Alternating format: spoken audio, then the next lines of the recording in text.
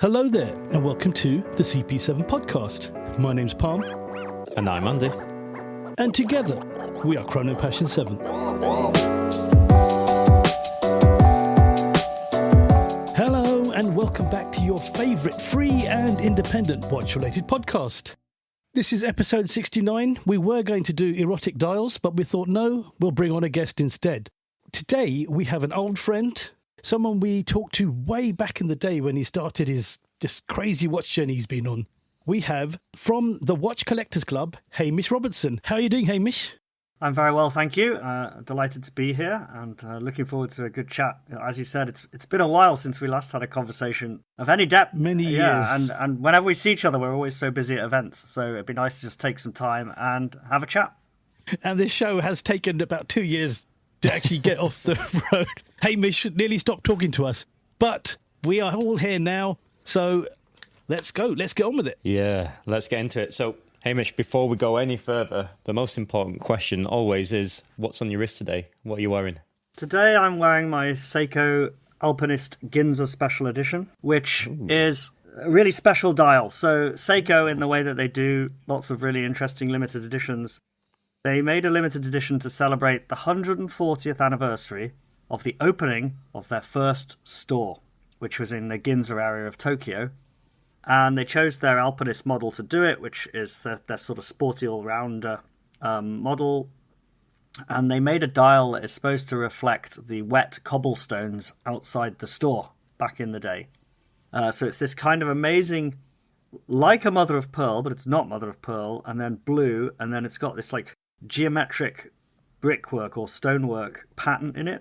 And it's just a really fun dial in a very affordable and very wearable watch. Awesome. To check that watch out, make sure to go to www.chronopassion7.com, where we'll have all the pictures of all the watches we discussed today in the show notes. So over to you, Parm. What do you have? Well, I'm not wearing my Omega Seamaster today because Seamaster January is well and truly over. But it was an amazing ride, and we will talk about that in another show. And we did some great work for charity, and thank you everyone who donated. But today I am wearing another Omega. It's my Omega Speedmaster, first Omega in space from 2019. 39mm. It's got that very cool vintage vibes.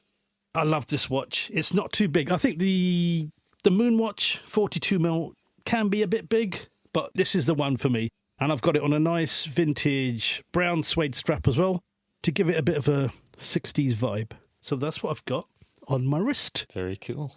Andy, what have you got?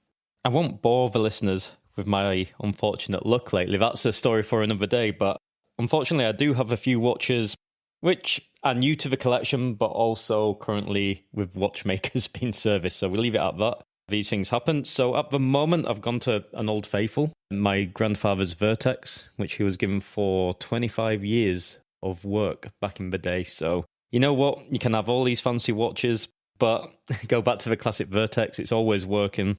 Been working ever since it had its service when I first received it, 4 years ago now, and it never misses a beat. So yeah, old faithful when everything else is going a little wrong sometimes. I'm sure we all know what that is. But long story short, that's what I'm rocking today. Nice fun. Andy's had some pretty bad luck with his watches. Yeah.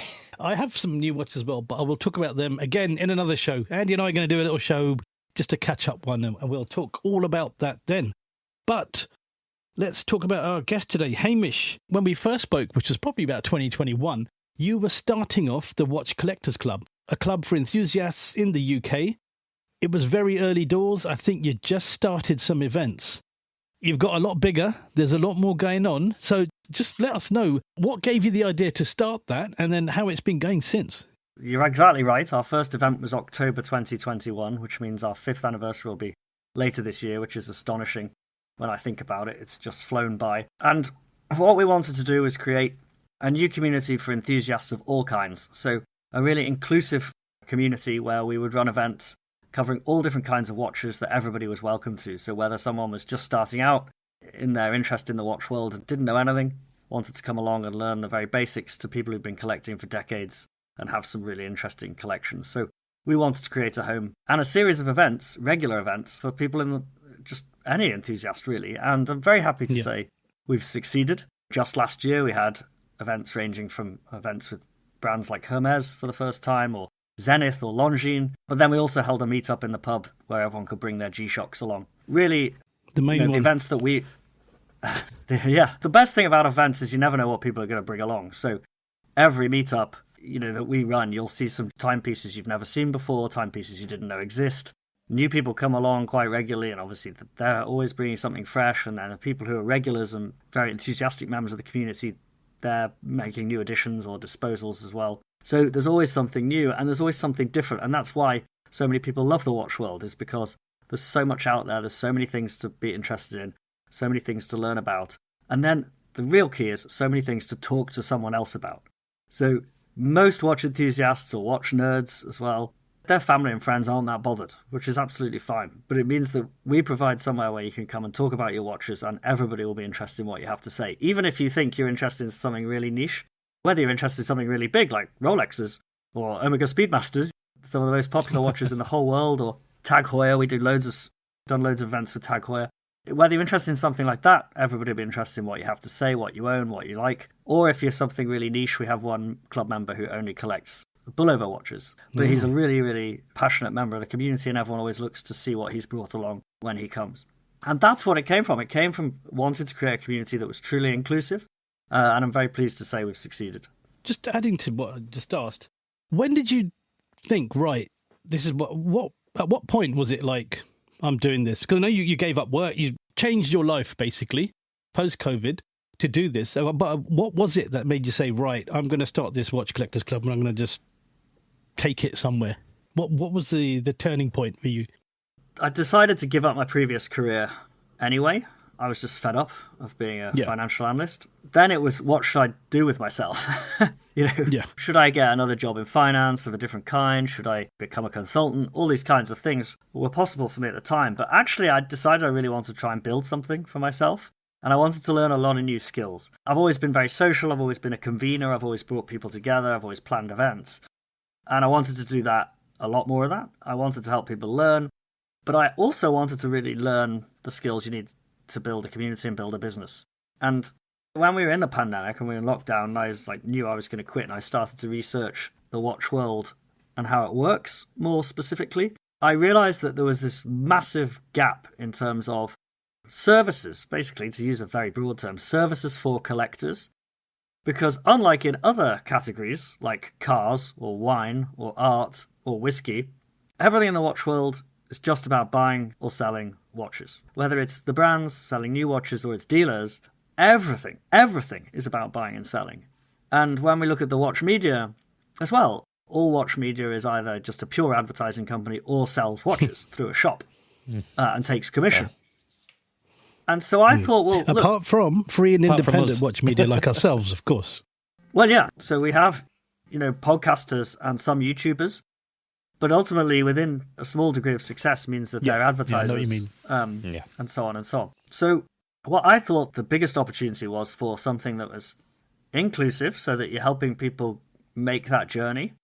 And you've got to bear in mind that someone who could spend 25 years buying Rolexes and Omegas and Panerai and even Vacheron, those people need a lot of confidence to go and buy something that's independent high horology, or they might want to build their confidence to buy a complication that they have always wanted, but they're not sure how to go about choosing one. And those enthusiasts need just as much help sometimes as the person just starting out and worrying about their first watch and they've got £500 to spend, or £1,000, or their first Rolex and which one's the right one to buy. So I spotted that opportunity. I realised that when you look at the whole landscape, there was just this huge gap for something that could be really an organisation that really wanted to help people. Now, that you can have spotted opportunity, but making it work is a very different matter. And then next step, making it a business and making it self-sustaining is a very, very different matter after that. So the last 5 years have been all about that journey and learning what works and what doesn't work. Because plenty we've tried has not worked or not been of enough interest at this stage to continue with, and maybe it'll come back later in the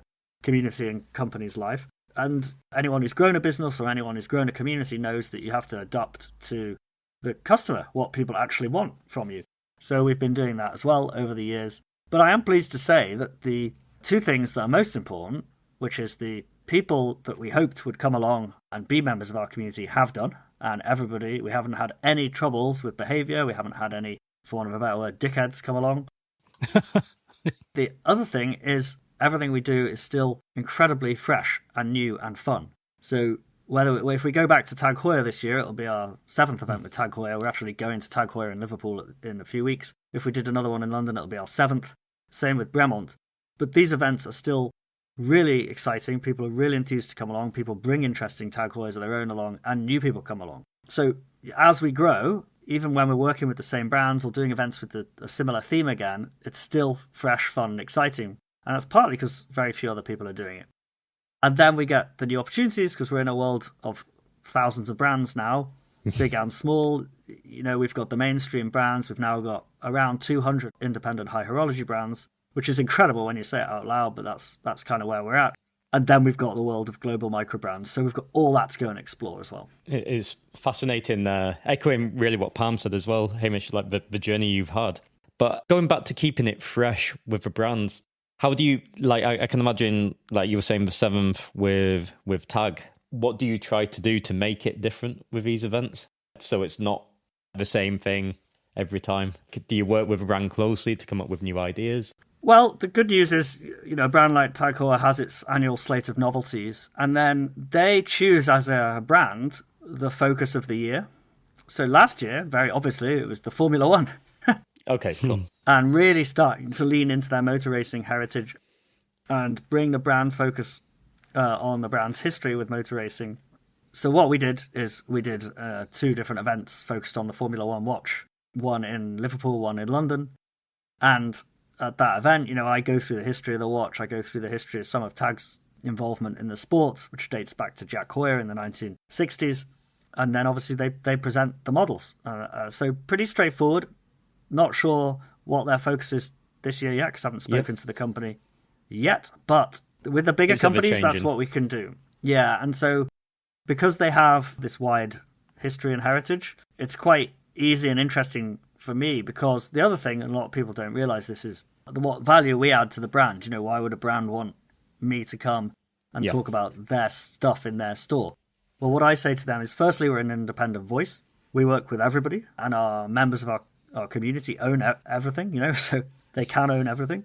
So we're not ever saying this over that. We acknowledge we all have our own tastes, and that's very important, but it's not for me to tell anyone that one brand's better than another for reasons X, Y, Z. But what we can also do is add context that the brand might not be able to do at that time. So a brand like Tag Heuer, when it's focusing on something like the Formula One, it will produce a whole load of material to go with the launch, to go with the marketing, and training material for their sales staff. But that's, by definition, it's got to be quite tightly prescribed. So what I try and do is try and add a little bit more colour behind that, say some things that they might not necessarily have the time to have taught their sales staff or have included in their marketing, and just add that little bit more richness to the topic of the day. I absolutely love doing that. So whichever brand it's for, that gives me the opportunity. And similarly, if it's for a younger brand, like we're doing an event in Glasgow at the end of the month, and I'm going to be talking about some different brands all at the same time, then I can just, again, keep it a bit shorter and just say, well, the good news is I've actually met the CEO of this brand. This is what, they believe in. And so I'm adding context to that independent watch brand who isn't there and doesn't have this huge global marketing campaign. But because people who've come along to the event might have never heard of them, what I want to say is, well, this is what they do. This is what they try and do. And by the way, I've met them. And by the way, this is where the value comes in this brand. Please try them on and let me know if you agree. So that's how we can work differently depending on the event and depending on the topic. Yeah, so you offer like amazing value for the brand as well then, because you're kind of adding that romance for the brand at the same time, which I think that's the connect a lot of collectors need, right? If I'm looking into a new brand, personally, I need, one thing is liking the watch cosmetically, being fascinated by if it has a certain complication, etc. But then you need to get caught up in like the ethos of the brand. Does it resonate with you? And if the brands don't communicate that well, it can kind of miss. It doesn't quite hit with the audience. So you're there to like fill that gap in, right? And ensure that does get across. So I can definitely see the value from the brand's perspective there. Yeah, I really want to try and help. And my knowledge of the community and the type of people who come, and so I try and help that way, and help them see that. And some brands are better at doing that for themselves than others, and some just need space. So when it comes to high horology, it can be really intimidating for lots of different reasons. So people worry that they won't understand the technology, the movement, and people worry a lot about when prices get very high. So for lots of different reasons. And so again, it could be, here's my job, is to take someone along. And even if it's an aspirational encounter, they don't live the kind of life that would ever see them make a purchase of a watch that costs £100,000, which is most people. But it's how to make that experience really perfect for both the brand and the enthusiast and the member of the club. I really enjoy doing that, because for the brand's perspective, what they want is someone to obviously have a great experience with the brand. They don't necessarily need that person to become a customer, but they want that person to go away and, say, this brand is making an amazing watch, and they want them to say that to someone else. And so for that to happen, they have to be relaxed, they have to understand what's going on, and that's also what I love to do as well, is say, let's all just take this moment to really appreciate what's going on here for these reasons. Because some watches cost $100,000 because they're covered in diamonds, and some watches only have two hands and still cost $100,000. So it's, some are very complicated. So it's helping everyone go on that journey, even if all the people in the room are never going to ever own a watch that costs $100,000, and still make that fun for everyone. Yeah, that's really interesting, because you always think when you go to like limited edition events, and the value of a lot of the watches that they have is just unbelievable. And we're just going there to admire and appreciate the artistry of horology and the artisans. And I think that's a good thing you're doing, just breaking down that, oh, should I be here? You want everyone to enjoy that, and I think that's what you do at your events. But going back to your events, like your boutiques and the collaborations, and you've built a lot of relationships as well. Like I say, the limited edition is one. Shout out to Pietro, Sam and Oliver. But you've worked hard, obviously, to do that. This hasn't just happened overnight. Nothing's fallen in your lap. So members of your club who are attending these events, obviously they turn up, it's done for them, and they have a good time. How much of your personal time does it actually take to start that, create a relationship, and then have an event? I'm going to add to that question as well. So from the beginning compared to now, what's the difference in the time of engagement and delivering on those events, and what you can offer your members? It takes more time than you'd think. So the industry is still very conservative by its culture. And it's also dominated from, I always say, everything comes from the top down, because this is ultimately the majority of the money is in the luxury segment of the industry. Yeah. And a lot of the ethos is about exclusivity. And so there's a lot of conservatism about who brands should work for and work with, and why they should work with them. And so there's some brands that we will never work with. I always say I could have 1 million members and we won't do an official event with Rolex, because Rolex don't work with any third parties under any circumstances. So there's difference between brands, and then there's difference between who gets it. So whenever I speak to a salesperson, whether they've been selling watches for a year or selling watches for 30 years, they get it instantly. Yeah. They hear my speech about my community and what I'd like to do, and they're like, yeah, you should come every month. All right, they get the vision. You bring enthusiasts in, and we'll have a great night. And all it'll cost us is a few bottles of fizz, a few bottles of beer. And I'm like, yeah, a few glasses of water, yeah. But what I have to do is persuade people in the marketing department, the brand managers. They live in a very different world, because they live in a world where everything ultimately comes down to sales. And so I have to make the pitch that this is not a sales event, this is a marketing event, and that they should see this as a long-term relationship. And sometimes that goes quickly, and sometimes it takes a very long time. And it won't surprise you, because I'm sure you've worked in many businesses where the bigger the company, the slower things happen. So that's true in this world as much as any others. So that's where working with independent watchmakers and micro brands is much faster. Company culture changes. And I wouldn't actually say it's got any faster, because employee turnover as well happens. So I have to remake the pitch to new people. Yeah. And just the culture of the industry. So again, it's like if we were talking about cars, for fairly obvious reasons, cars have always been a kind of events-driven business, and watches haven't been as much an events-driven business. So, like a lot of people in the watch world, they see an event as, well, we should do an event to promote this with a celebrity, or we should do an event to show off this. And that's still the mentality. Instead of it being like, no, you should just have an event so everyone can try on their watches. Yeah, enjoy themselves.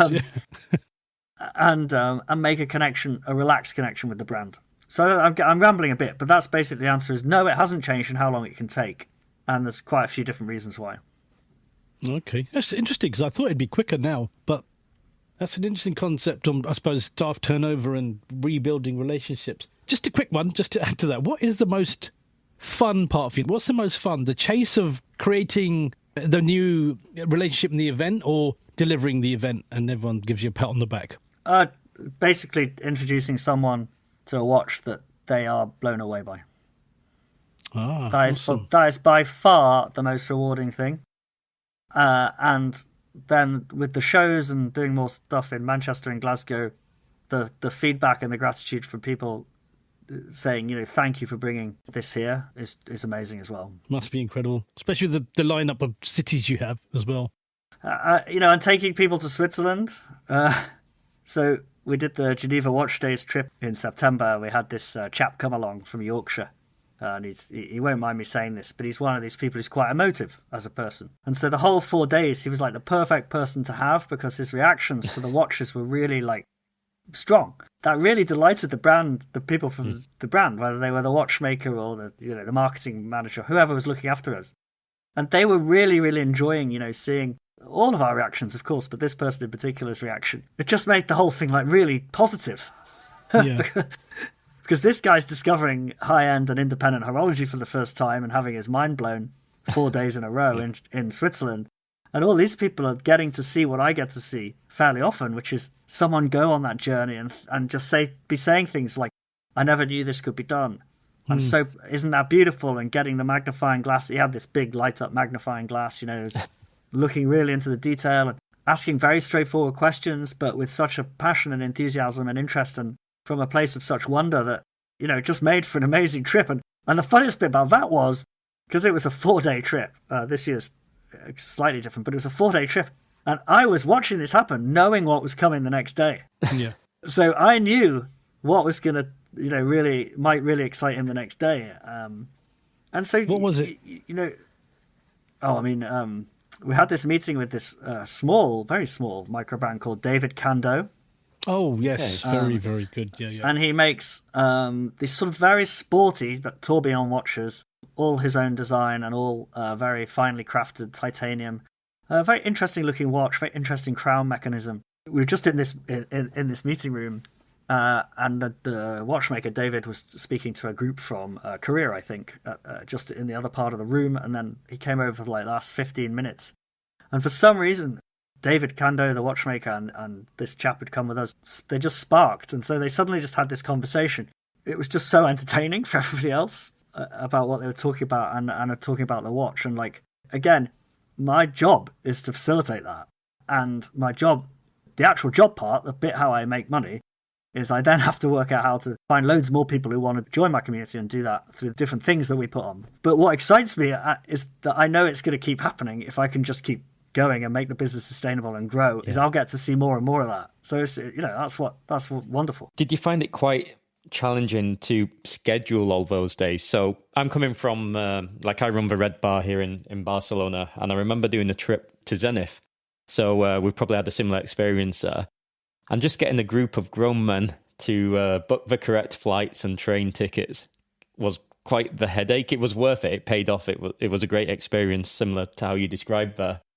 But logistically, is that quite a challenge for you to do, or was it quite a breeze? Well, I think that's where we're quite differentiated, because we're very clear and honest in saying this is our business, is to help you. And with the experiences business, which is what we call the trips abroad, so 3 to Switzerland this year and hopefully 1 to Glasshooter as well, it's a package you're buying. You're buying the itinerary and you're buying me being the host. I've yet to get a red cap and a flag, but maybe one day that'll happen. Especially at Watches and Wonders this year, because it's so big.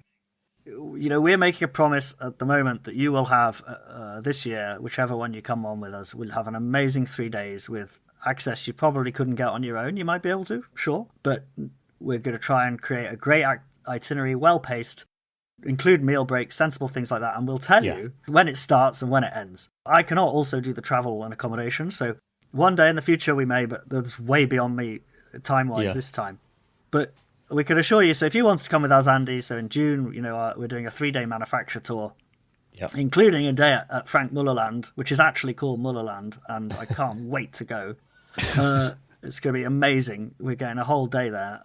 That's in our June experience. What will happen is if you say, I'm interested in coming, Hamish, how does it work? I say, well, you will be paying us, but you're paying us for the itinerary, the guiding. We'll look after you. We'll make sure you don't go wrong. Please arrive then. We suggest you stay here and please and leave then if you want. So that's how it works. To them. Yeah. Yeah, and the thing is, people need the flexibility because everyone's working, everyone's might have to pop out. So it works quite well, and I'm learning as I'm going. We're building this business. So we did 3 trips last year with Watches and Wonders, Geneva Watch Days and Dubai Watch Week. I'm learning every time, so hopefully this year's will be the same or better. And then if they all go well this year, then we can get bigger and do more and have more people. Yeah. No, that's awesome. I've always enjoyed looking after people in that way as well. In another life, I'd have gone off at the age of 18 and become a travel rep, and done all that for a few years. But it didn't happen. Yeah, it takes a lot of patience, but it's extremely rewarding. I can certainly tell as well. Watch people are so friendly. Watch guys are... I mean, it's all been guys who've come on our trips so far. Well, no, that's not true. We had a couple of women as the year before last, and we've got a lady coming with us in April to Watches and Wonders. 2, in fact, sorry. But people like being punctual. People who are into watches like being on time. People who are into watches, they're sort of a certain type of person, and certainly so far it's been great. No, I agree. I'm yet to meet a bad watch person, to be honest. I think it's a nice opportunity here, maybe for our listeners who could be interested in your club. What's the process in joining and like the various different memberships? Like, could you explain that a little bit? The club is currently running events almost weekly, and the most events are in London because that's where I live, and that's where we have such an incredible array of watch businesses to go and see, whether it's boutiques or other retailers or pre-owned dealers and museums to go and visit as well. And the way it works is if you'd like to come along regularly, we ask you to join as a member. You can come along to a few events for free, of course, but if you want to be a member of the community, and we have Steel membership, which is just £75 a year. On a per month basis, it's an incredibly affordable club to be a member of, and given how much we do, we also have membership benefits, with different partners that you get through the platform, such as insurance. Every member gets a subscription to Europa Star magazine, which is worth more than the £75 membership. Okay, really? But I rarely remember to mention that. And that's thanks to Serge, who runs the business and believes in what we do, and very kindly is currently giving that to every single member of the club. And then we have Gold membership. And Gold membership is currently £150 a year, but it is going up in price to £300 a year. And that's the membership for people who want to come to the events with brands. So the events, whether it's going somewhere like Hermes or Zenith last year, those sorts of events in future will be for the Gold members of the club. And again, we think it's very reasonably priced for a fantastic community. We do have feedback. I can go to other watch events for free, and I'm like, yeah, you can, yeah, but our events are regular. We have a very clear calendar. We have a huge variety, and most importantly, we have the community. You're going to see regular people coming to our events, and people really do make friends. So I did 5 events plus the show in Manchester last year, or in the Northwest, Manchester, Liverpool, hoping to repeat that this year, and then doing some more in Glasgow as well this year. Awesome. No, sounds great. That does. I was quite curious what metals you were going to use in your tiers of memberships. So steel and gold. No titanium. I was waiting for titanium. You need platinum. Platinum on the way or anything like that? Tantalum? Not yet. Not yet. Quite coincidental that you mentioned the location of the shows you've put on in different cities in the UK. So you mentioned Glasgow, Liverpool and Manchester, is that right? The shows this year are in Manchester, Southampton and Glasgow. Okay. And then we've also done more standard brand events in Liverpool. I just want to know how you choose which cities. Is it from members or the people that have joined your mailing list? They say, right, can you do an event here? What makes you pick a specific city like, say, Birmingham, Manchester, Southampton? Not the most horologically well-known place, but what makes you do it? What makes you choose? Because the reception I've heard for all your shows has been very good. You can always see the Watch Collectors Club crew always hanging. You know who they are because they hang together and they always hang in a big posse. Like I say, what makes you pick where you make these UK events? It's very simple. It's where the people are. So within 2 hours of Manchester, there's about 15 million people. Within 2 hours of Glasgow, there's about 3.5 million people. Yeah. And within, 2 hours of Southampton includes London, but let's say within an hour of Southampton, there's 1.5 million people. And so it's really saying, where can we host a good-sized show with a very reasonable cost, so we can keep costs down for both the exhibitors and the attendees, but still really make sure that we get a very good number of people and new people through the door to see these watches.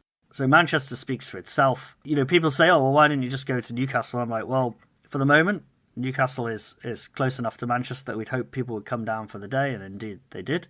But people might not be quite so keen to get up to Glasgow. And then, as you know, our friends at Fears are running the Bristol Watch Show very successfully, and Josh is running Watch It Watch Fair in Solihull, outside Birmingham. So the Bristol one is in October, and the Solihull one is in June. We thought this year, adding Southampton, we thought that really gives us a good spread across the country with people who we know there's going to be a lot, like thousands of people into watches. The question is, can we find them and persuade them to come along for a couple of hours at the show? And so it was as simple as that. And I did this just the other day. I went on Wikipedia and got the list of the 20 largest cities in Europe, right? Right. And then you look at which ones have a watch show, and it's like 6 out of 20. That's true. I think Milan has only just started. It's only 2 years in. So you'd have thought fashion capitals like Milan would have an established watch show. But you're saying 6 in the whole of Europe. Western Europe or Europe? Well, it's basically like London, Paris, Milan. Berlin doesn't have one. Do you see what I mean? You can immediately think of all the large cities, and they don't have one. Nothing in Spain. Yeah, so this is what I mean. Is okay, if we were talking about cars or whiskey, let's talk about whiskey. Yeah. Right? So there is a whiskey show multiple times a year in every large city in the UK. That's before we get to cars, which is just a different level entirely. Yeah, different level. The largest car show in the UK is a classic car show at the NEC. They have 80,000 attendees for an indoor car show. Do you see what I mean? Like, when people say to me, oh, why Southampton? I'm like, well, I really hope I can get 500 enthusiasts based around the South Coast to come and spend a couple of hours looking at watches, trying them on, talking about. That doesn't seem a big goal to me.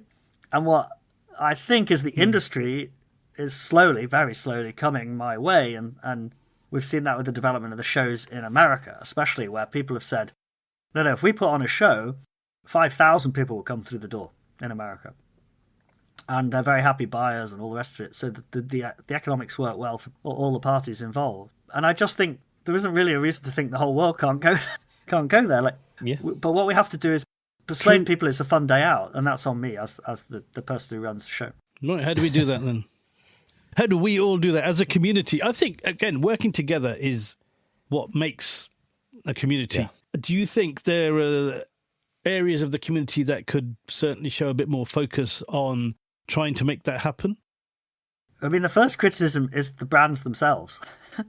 so from I was kind of aiming at that. My perspective, not enough brands are resourcing in-person events or shows as part of their annual marketing budget. And that sounds very self-serving, but the reality is this is a business where you need to get the watch on someone's wrist. So you have all your marketing, whatever you're doing, whether it's brand or product, whatever, celebrity, doesn't really matter. That marketing drives someone to the store. When they're in the store, they've got to be sold the watch, fine, whether that's an online store or an in-person store. But what you want is more of the in-person opportunities, as many as you possibly can. Yeah. That is what's underlying the history of the industry. The reason you have more distribution, if you're Seiko or Citizen and you have 10,000 distribution points, or historically if you're a Rolex and you had, triple the number they do currently, it was so that someone was walking past day after day, tried it on 3 times, then made the purchase.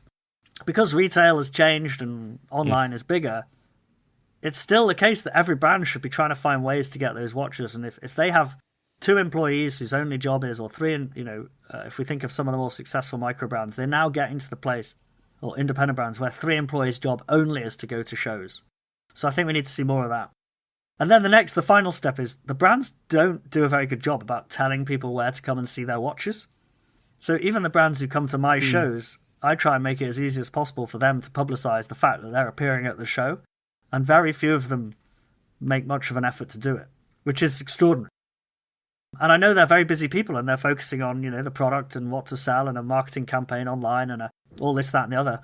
That's absolutely fine. It's all part of the job. It's slightly amusing when brands don't tell even their past customers that they've got all the email address for that they're coming to Manchester or something like that. So that's quite amusing. That's crazy. Yeah. Yeah. And then the media, my criticism is from the media, which is always tickles me as well, is the media and journalists, because they're full-time and they're very busy and they've kind of seen it all before, and it's their job, as well as their passion for most of them, but their job, is they don't really do a good job of showing people how fun it is to go to watch events. You'll often see journalists complain. They'll complain about going to Watches and Wonders, or they'll complain about going on a press junket, or they'll complain about an event. And I'm like, but 10,000 people would kill to be there. They can't. To be in their position exactly. as well. Yeah.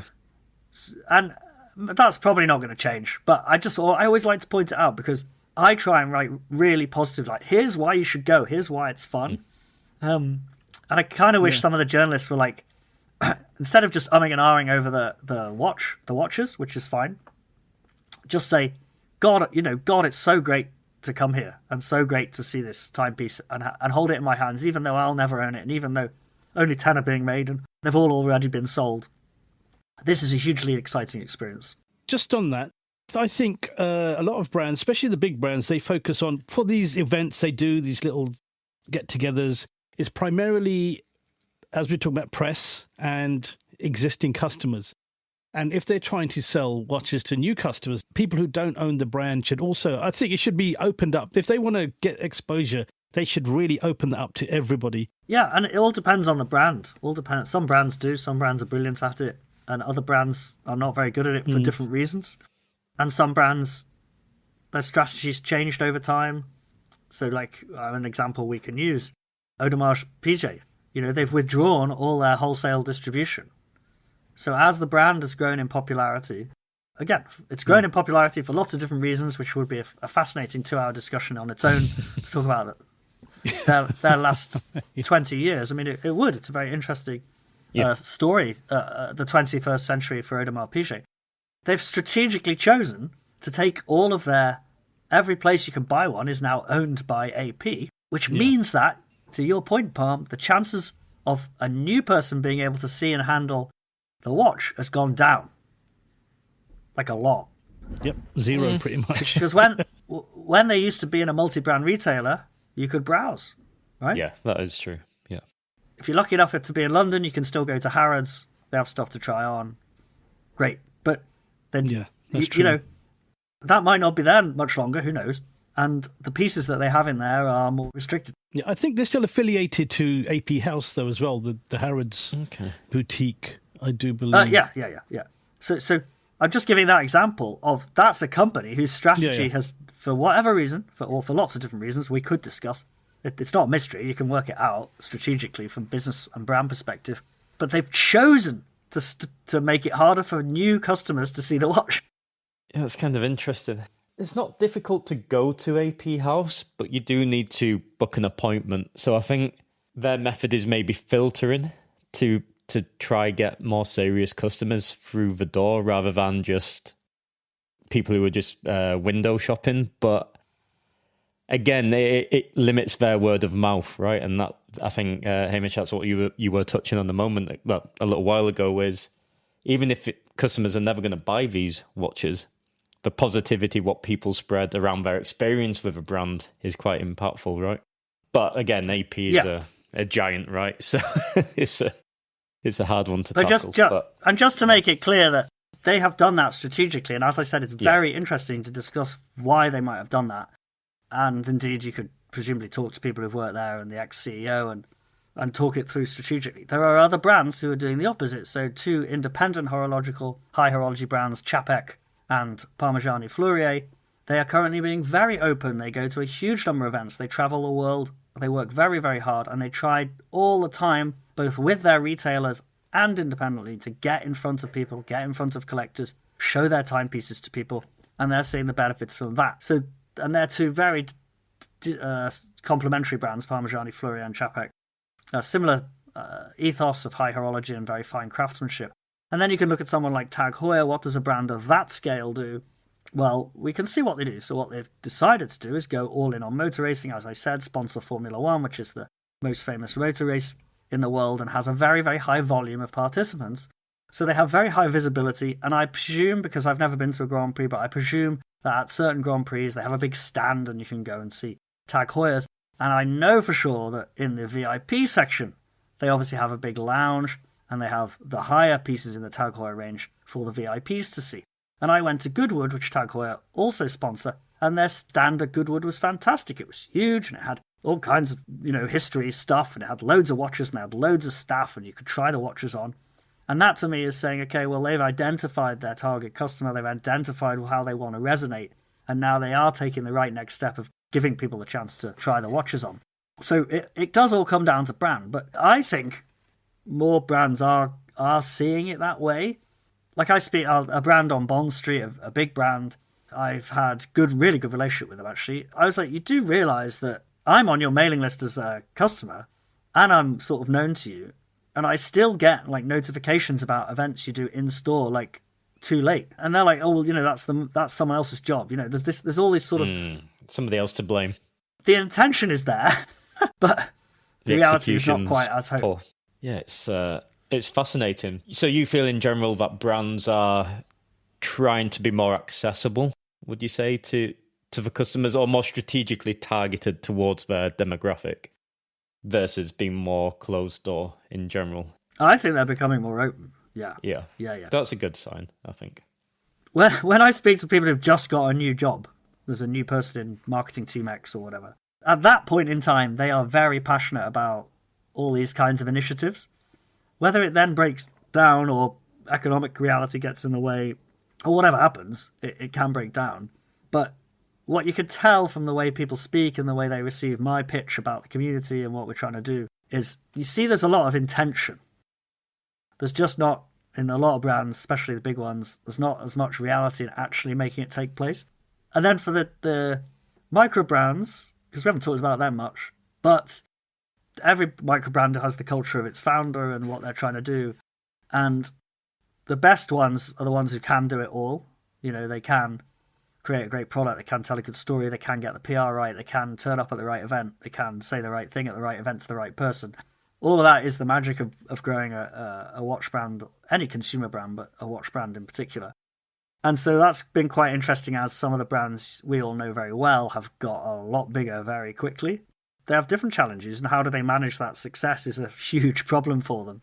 In our Manchester show in November, just gone, which was a huge success, Christopher Ward had a premium spot, and the person who was coming with the trunk of watches was ill, so they couldn't do the show. And then the other staff who were allowed to take the trunk of watches, because you can imagine the considerations of taking that stock something for like the day or the weekend or whatever. You can only have a certain number of people in your company who are allowed to do that. And there was no one to cover. So they couldn't make it. Wow. Right? And they told me at 3:30 on a Friday afternoon. And the show is on the Saturday. And so, obviously, I'm incredibly disappointed. Yeah. Everyone who's come to the show to see them is incredibly disappointed. And Christopher Ward is incredibly disappointed because we all have an idea of how many watches they might have sold. But the reality of a brand who's growing that fast and trying to do a lot every year and be incredibly successful is that they don't, things just don't quite work out, and it's a great shame. And so it's just how it goes. So some brands are doing all the right things, and Christopher Ward, their commitment to events around the world is phenomenal. But sometimes it just goes wrong, and there's nothing you can do about it. Yeah, I guess teething problems, right? It's funny, as soon as you mentioned these kind of brands who are growing extremely fast, Christopher Ward came to mind, and Fears also came to mind. Those two brands, I think. From Studio a British Underdog as well, I think, is great. Studio Underdog, is also. Rapid Rate, Yeah, those three definitely are progressing quickly, right? But sometimes it's like you need to learn how to walk before you can run, right? In certain aspects, not overcommit or at least have I guess from these experiences they learn, so it doesn't happen in the future, hopefully. No, yeah. I mean, it's amazing to see their success, right? And I'm delighted to help them, whether they want to exhibit at one of our shows this year or not, or whether they want to do events with our community elsewhere. Like we did an event with Christopher Ward in Liverpool last summer, and that was a fantastic night. And they came along, and now that was ahead of their boutique opening in the city later in the summer. So always delighted to work with any brand, and especially the fast-growing ones, because people are so excited to see them. Okay, I'm thinking you've read my list of questions, Hamish, because my next question is about brands. So that's twice now. You've preempted me.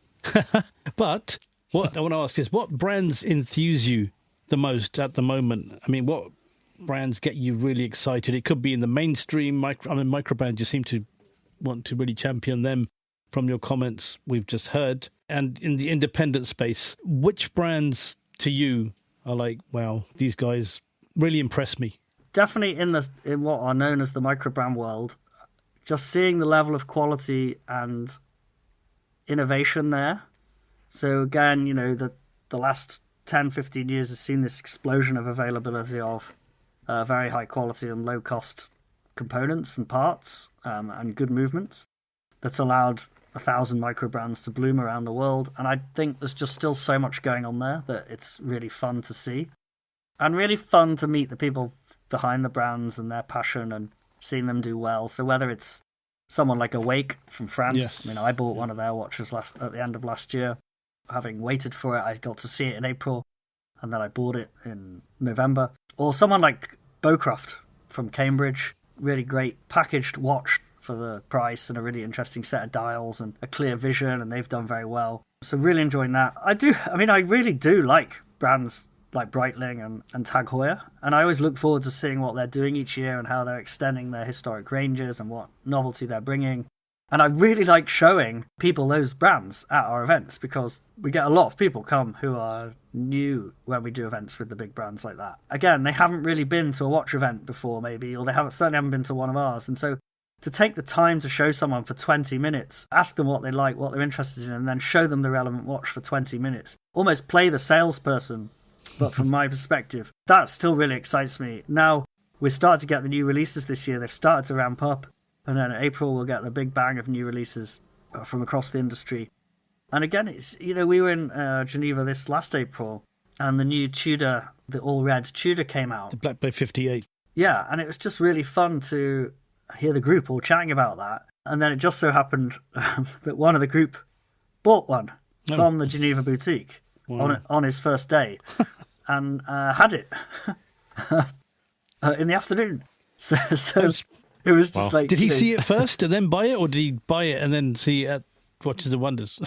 He was staying in the same hotel as the Tudor team, so he saw it at breakfast time.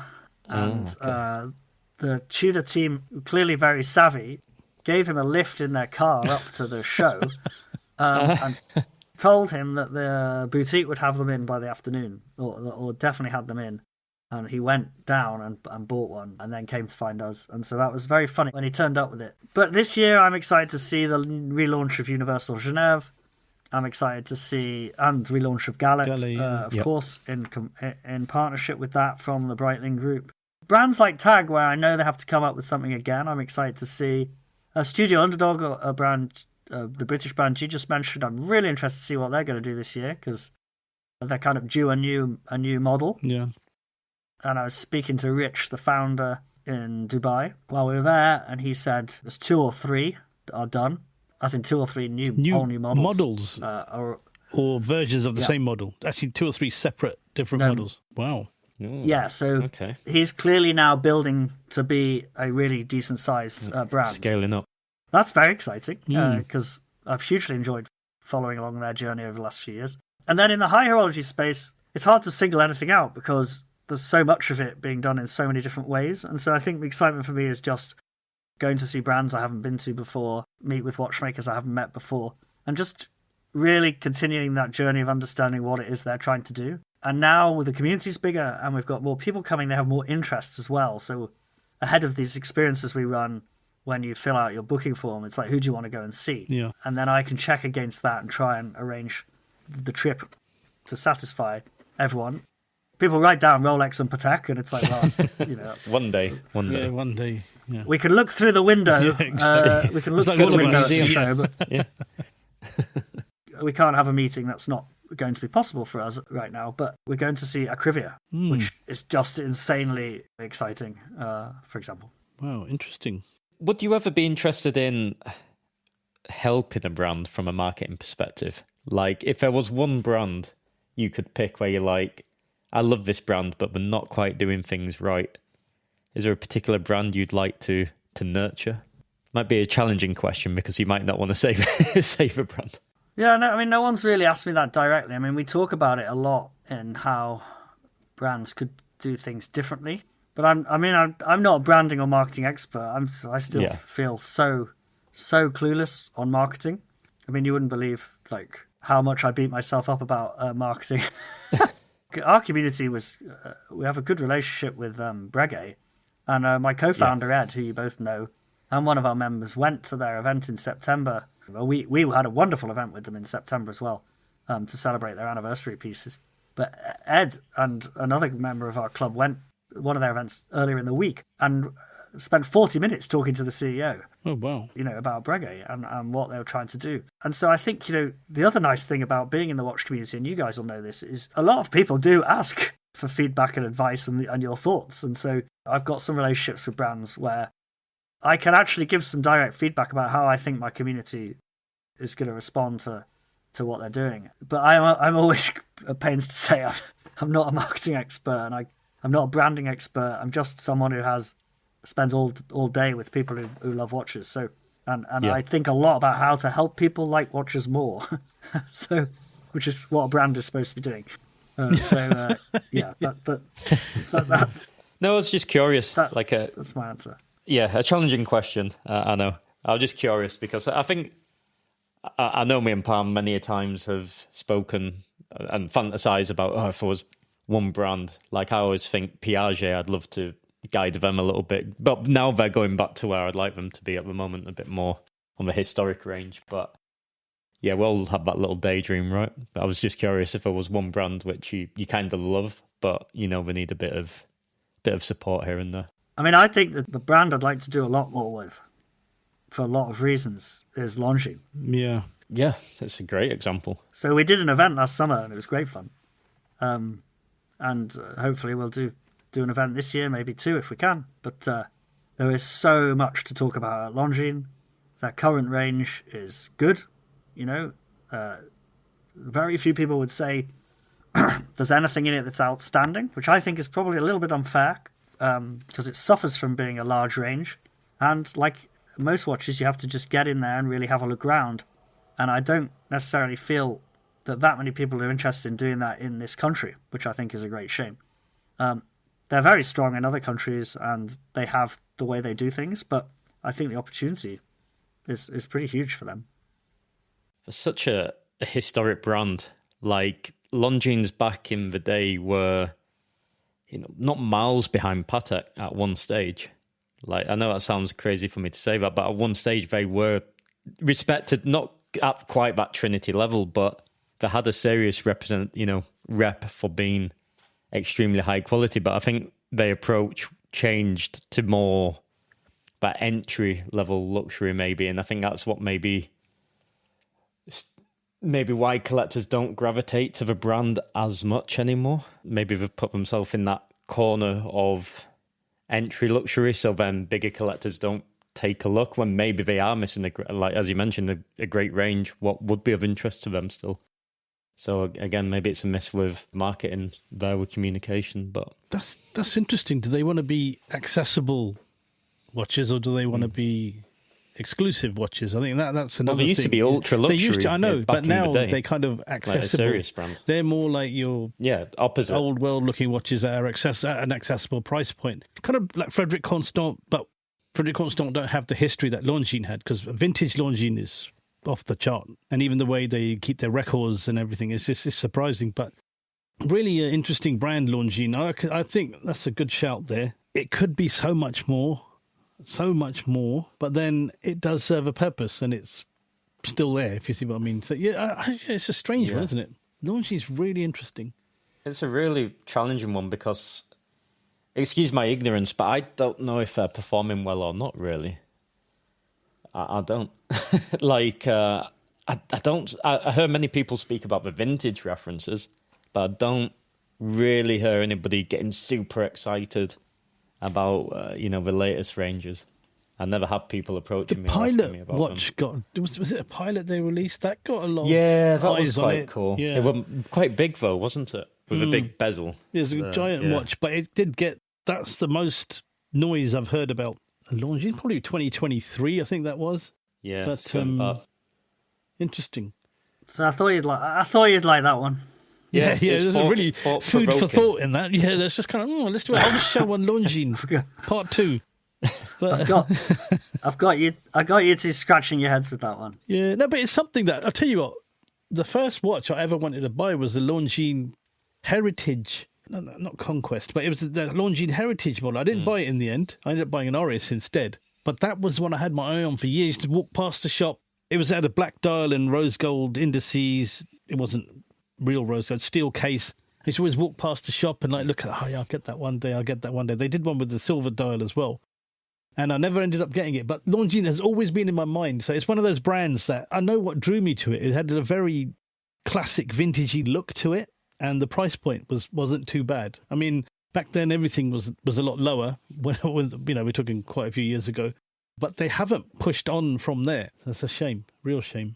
Well, that's where the discussion starts, because what's happened is you've moved on from them.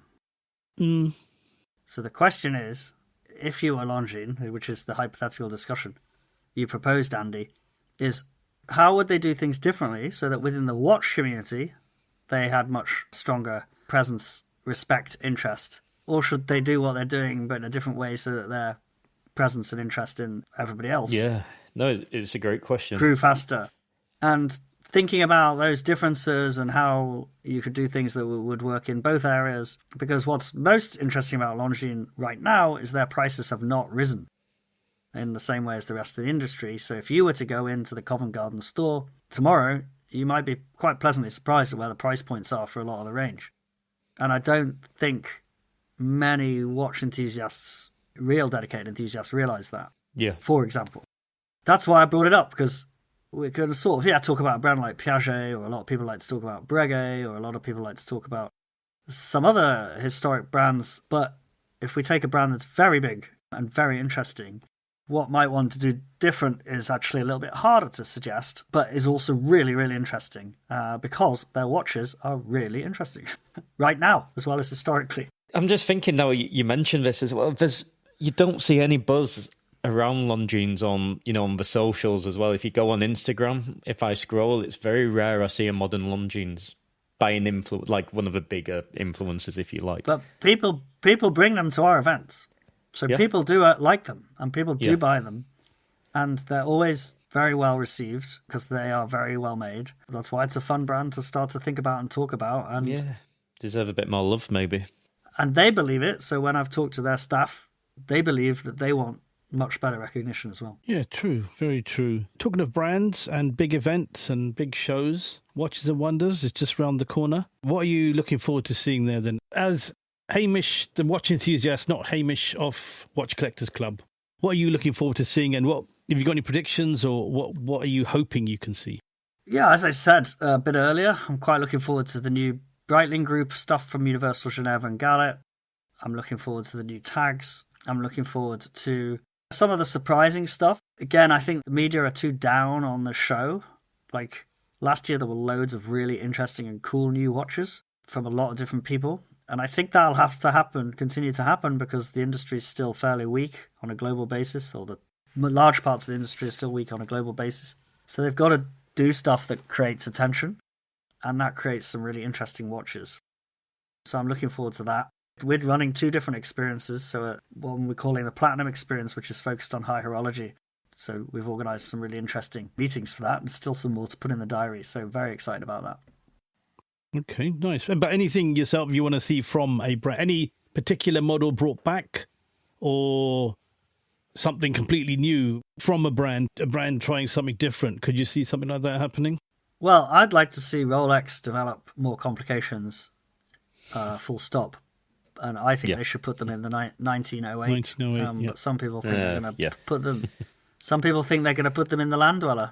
It's the perfect template, right? They are both the perfect template because AP do it with the Royal Oak, and then Patek do it with the complications on their dress watches. So there are two good templates there, but do they want to do it? Do they want to go down that road? That's the do they big need question. to? Yeah, it's a good shout, though. That's the thing. Do they feel they need to? Because you have to evolve as you go along. You can't just stand still. No, a prediction show we said the 1908, right? As a perpetual calendar, I think. With a moon phase. That'd be pretty cool. Yeah. I was thinking Land Dweller. Yeah, Land Dweller is a... Land Dweller, maybe with GMT. A canvas for... Just something simple. Yeah. A moon phase. Something.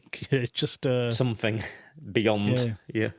I'm not sure they're going minute repeaters yet or anything like that. Maybe a calendar. Because they did used to do it before. They used to put calendars on their watches. Even. Yeah, well, Daytona will. Yeah, no, but imagine a Land Dweller chrono. That'd be interesting with a new escapement. Yeah.